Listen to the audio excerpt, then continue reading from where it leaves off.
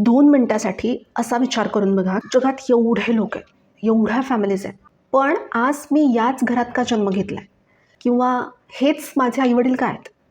आणि जर मी तुम्हाला सांगितलं ही फॅमिली तुम्ही चूज केली, हे आईवडील तुमच्याच सोलने चूज केले, तर मग पुढचा प्रश्न असा येतो की जर माझ्याकडे चॉईस आहे तर मी या पृथ्वीवरची बेस्टमधली बेस्ट फॅमिलीज मी माझ्यासाठी चूज करेल, राईट.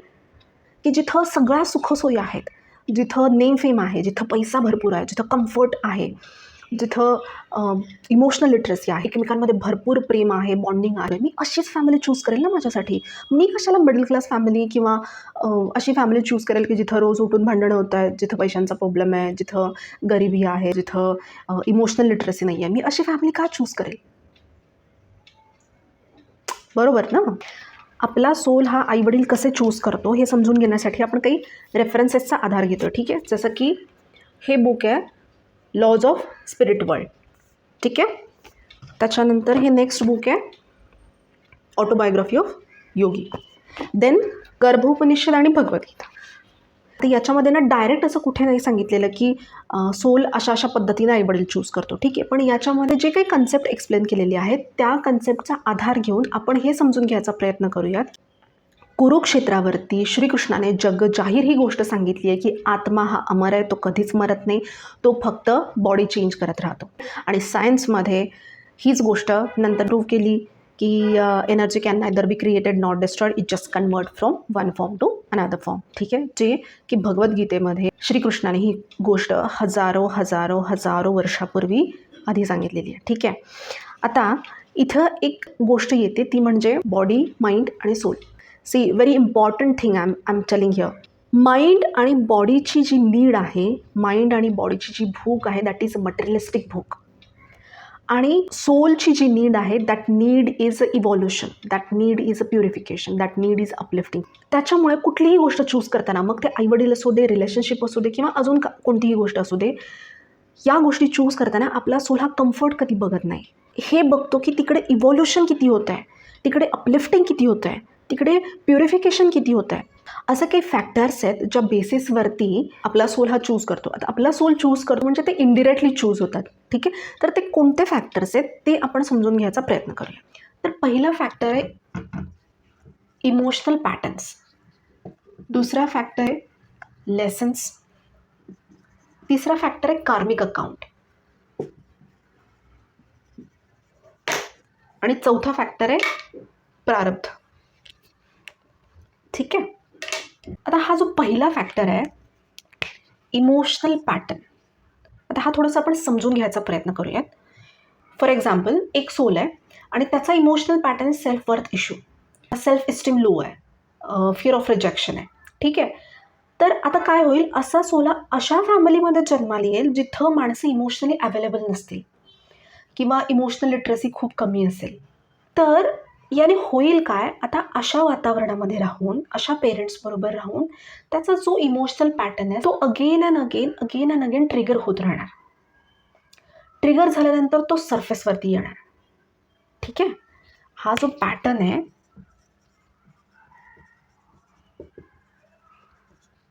सेल्फ वर्थ इश्यू हा ट्रिगर होईल, हा सरफेसवरती येईल. प्रत्येक ट्रिगरच्या मागं, प्रत्येक पॅटर्नच्या मागं एक लेसन असतो, ठीक आहे. आता सेल्फ वर्थ इश्यू याच्या मागचा लेसन काय आहे, तर ऑब्वियसली याच्या मागचा लेसन आहे सेल्फ लव्ह. सी आता याच्यामध्ये तो सोल दोन गोष्टी करू शकतो, एक तर स्वतःला हील करणं किंवा त्याच लूपमध्ये अडकणं. म्हणजे काय, समोरच्या व्यक्तीने मला ट्रिगर केलं, मी त्यांना ब्लेम करणार, तुम्ही मला हे नाही दिलं, तुम्ही मला ते नाही दिलं, तुमच्यामुळे असं झालं, तुमच्यामुळे फलान डिमका. त्याच्यानंतर ते अगेन मला ट्रिगर करतील किंवा ते अगेन मला काहीतरी बोलतील, मी परत हर्ट होणार, परत मी त्यांना काहीतरी बोलणार, ते मला काहीतरी बोलणार, परत मी त्यांना हर्ट करणार, ते मला हर्ट करणार. सो हे जे लूप आहे हे कंटिन्यू होत राहणार. ब्लेम गेम हा जो आहे, ब्लेम गेम हा कंटिन्यू होत राहणार. सो इथे दोन ऑप्शन आहेत, choice is mine, he completely माझी चॉईस आहे, ठीक आहे. हा एक फॅक्टर झाला इमोशनल पॅटर्न, दुसरा फॅक्टर लेसन. सो हे इंटरडिपेंडेंट, एकमेकांवरती हे डिपेंड आहेत. जो पॅटर्न आहे त्या पॅटर्नमध्येच कुठेतरी लेसन लपलेला असतो, ठीक आहे. आता थर्ड फॅक्टर आहे कार्मिक अकाउंट. दोन सोल आहेत, सोल ए आणि सोल बी. आता ह्या बीची पास्ट लाईफमध्ये एक इमोशनल सपोर्टची किंवा एक सिक्युअर फील करण्याची ह्याची खूप नीड होती, ठीक आहे. आणि ही सोल एनी ती नीड फुलफिल नाही केली. तर नेक्स्ट लाईफमध्ये काय होईल, मे बी हे पेरेंट चाइल्ड रिलेशनशिपमध्ये येतील. ए हा पेरेंट असेल, बी हा चाइल्ड असेल, आणि ऑटोमॅटिकली किंवा बाय कार्मिक अकाउंट सोल एला ही बीची जी काही इमोशनल नीड आहे ती या जन्मामध्ये फुलफिल करायला लागेल. किंवा दुसरं एक्झाम्पल, सोल ए आणि सोल बी हे खूप चांगले फ्रेंड्स आहेत, ठीक आहे. यांच्यामधलं बॉन्डिंग खूप चांगलं आहे, यांच्यामध्ये शेअरिंग खूप चांगलं आहे, एकमेकांना खूप चांगलं समजून घेतात, म्हणजे खूप हेल्दी रिलेशन आहे. आणि टचवूड काहीतरी ॲक्सिडेंटली अशी गोष्ट झाली आणि ह्या दोन्ही सोलनी they left their body accidentally, ठीक आहे. तर नेक्स्ट लाईफमध्ये मे बी हे भाऊ म्हणून जन्माला येतील, किंवा पुतणे आणि काका म्हणून जन्माला येतील, किंवा मामा आणि भाचा म्हणून जन्माला येतील.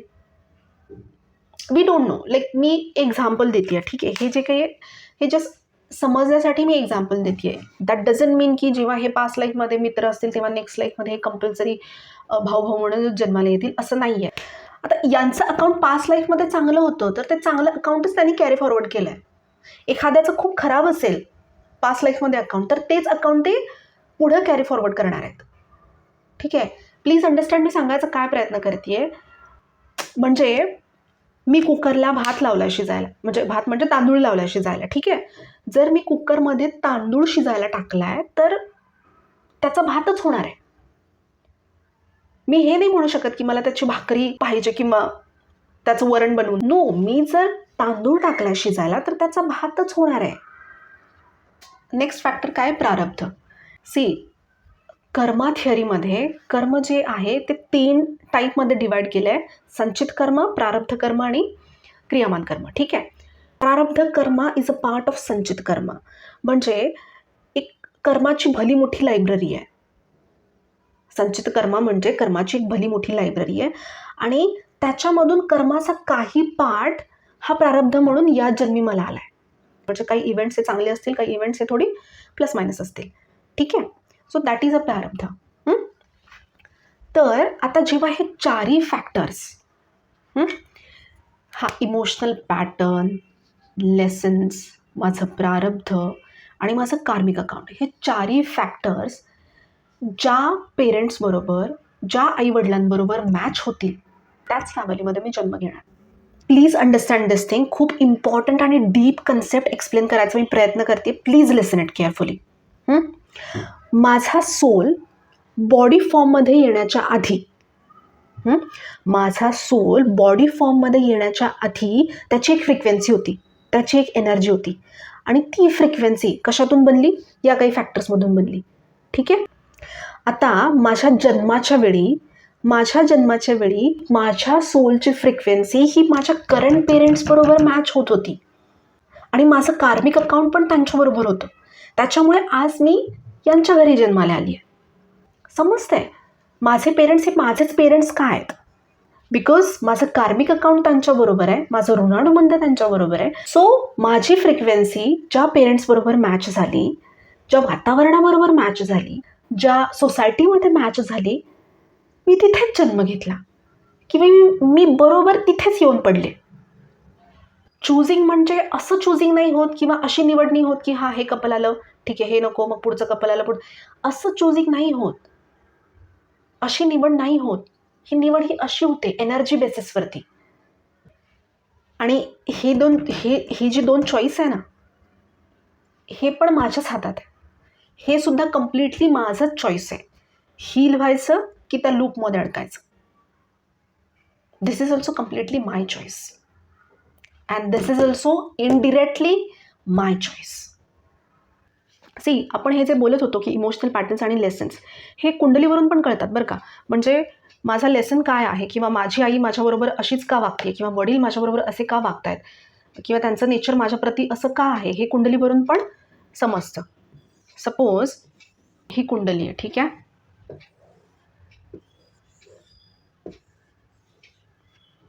ठीक आहे, ही कुंडली आहे. आता याच्यामध्ये हे 4th हाऊस, आणि हे 9th हाऊस. हे house related to your mother आणि हे house related to your father. आता या घरामध्ये असलेली राशी किंवा या घरात असलेला प्लॅनेट किंवा काही कंजंक्शन बनते किंवा काही अस्पेक्ट आहे, तर त्याच्यावरून समजतं की तुमच्या आईचं नेचर हे तुमच्याप्रती कसं असेल. Here also same thing. इथे असलेली राशी, इथे असलेला प्लॅनेट किंवा अस्पेक्ट याच्यावरून समजतं की तुमच्या वडिलांचं तुमच्याप्रती नेचर कसं आहे.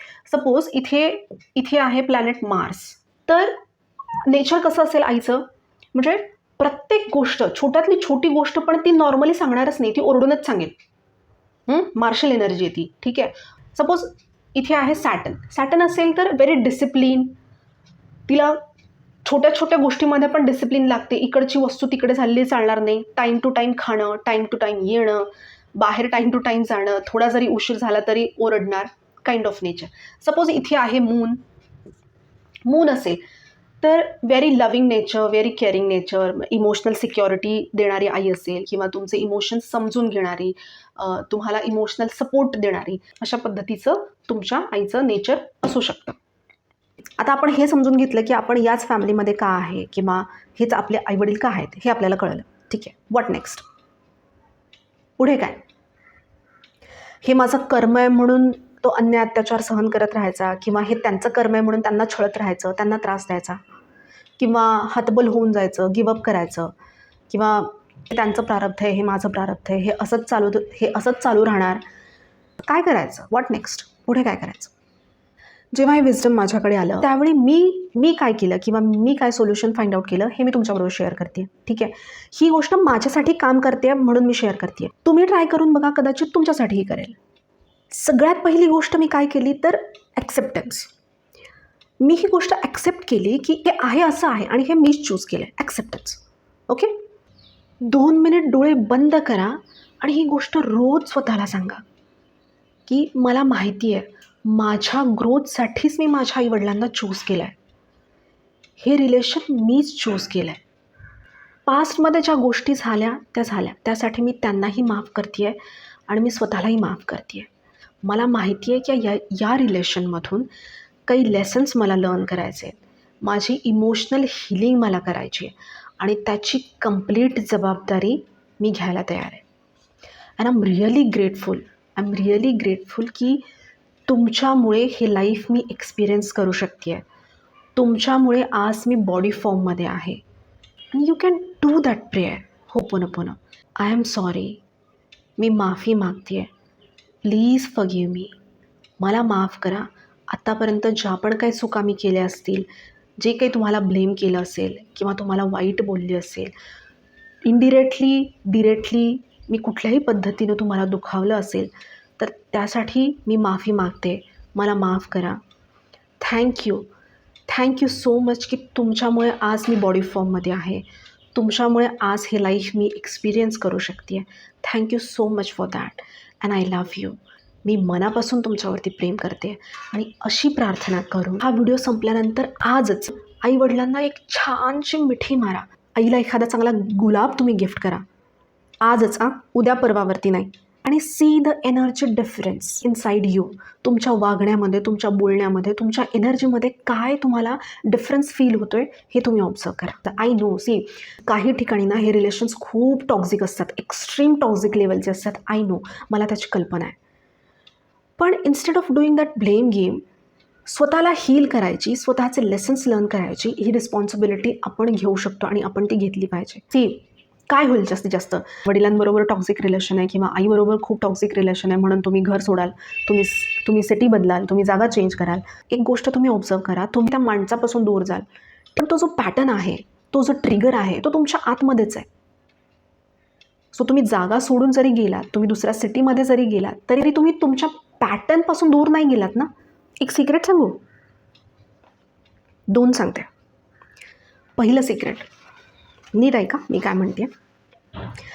पेरेंट्समधली जी टेंडन्सी तुला ट्रिगर करते किंवा जी टेंडन्सी इरिटेट करते, ती टेंडन्सी तुझ्यात पण कुठेतरी आहे. एक्झाम्पल, वडिलांचं जर नेचर कंट्रोलिंग आहे आणि ते कंट्रोलिंग नेचर तुला आवडत नाही किंवा ते नेचर तुला इरिटेट करत आहे, तर ते कंट्रोलिंग नेचर तुझ्यात पण कुठेतरी आहे. भले की त्यांचा way of expression is different आणि तुझा कदाचित वेगळा असेल, पण ती टेंडन्सी तुझ्यात पण आहे. दुसरं सिक्रेट, जेव्हा आईबरोबर जमत नाही किंवा आईबरोबर प्रॉब्लेम्स असतात तेव्हा रिलेशनशिपमध्ये प्रॉब्लेम्स येतात, आयुष्यातल्या बाकीच्या रिलेशनशिपमध्ये प्रॉब्लेम्स येतात. आणि जेव्हा वडिलांबरोबर जमत नाही किंवा वडिलांबरोबर बनत नाही ना, तेव्हा पैशांचे रिलेटेड प्रॉब्लेम येतो. हे मी म्हणते म्हणून विश्वास ठेवू नको. You just observe your life. हे खरंच असं आहे का हे ऑब्झर्व करून बघ तुझ्या लाईफमध्ये. सो अनलेस अँड अंटिल तुम्ही हील करत नाही स्वतःला, अनलेस अँड अंटिल तुम्ही स्वतःवरती काम करत नाही, तुम्ही तुमचे या रिलेशनमधून जे तुमच्यासाठी लेसन्स आहेत ते लेसन्स लर्न नाही करणार, तुम्ही कितीही पळवाट करा, त्याचा काही उपयोग नाही आहे. असं म्हणतात की या क्षणाला युनिवर्समध्ये इतके सारे आत्मे भटकत आहेत, इतके सारे आत्मे तरसत आहेत ही ह्युमन बॉडी मिळवण्यासाठी, ही लाईफ एक्सपिरियन्स करण्यासाठी. ठीक आहे, ते तुमचे आई वडील आहेत आणि ते तुम्हाला बॉडी फॉर्ममध्ये घेऊन आले आहेत. ह्युमन लाईफ एक्सपिरियन्स करायचा चान्स त्यांनी तुम्हाला दिला आहे. So you have to be grateful for that.